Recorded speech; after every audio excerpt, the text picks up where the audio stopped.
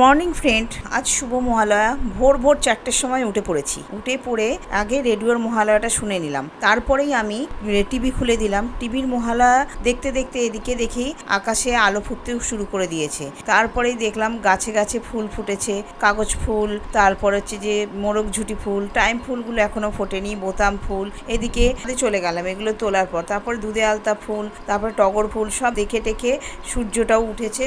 তখন চুড়িদারটা পরে গঙ্গার উদ্দেশ্যে বেরিয়ে পড়লাম। রাস্তায় যেতে যেতে জুঁই ফুল তোলার চেষ্টা করলাম। তারপরে একটা ঠাকুর পুরোপুরি তৈরি হয়নি, সেটাকে একটু দেখলাম। দেখে পিতৃর উদ্দেশ্যে তর্পণ চলছে, কোনো পিতৃর কাজ করছে, এসব দেখলাম গঙ্গায়। দেখে আমরা জামা কাপড় পরে বাইকে করে বেরিয়ে পড়লাম কুমারটুলির উদ্দেশ্যে। গিয়েই দেখছি একটা ঠাকুর ট্রলিতে করে তোলা হচ্ছে, প্যান্ডেলের উদ্দেশ্যে প্যান্ডেলে যাবে। তারপরে কোনো ঠাকুরের কাঠামো এখনও তৈরি রয়েছে, কোনো ঠাকুরকে লাগানো হচ্ছে, আবার কোনো ঠাকুরের শাড়ি পরানো হচ্ছে, আবার কোনো ঠাকুরকে লেস দিয়ে মৃৎশিল্পীরা ডিজাইন করছেন।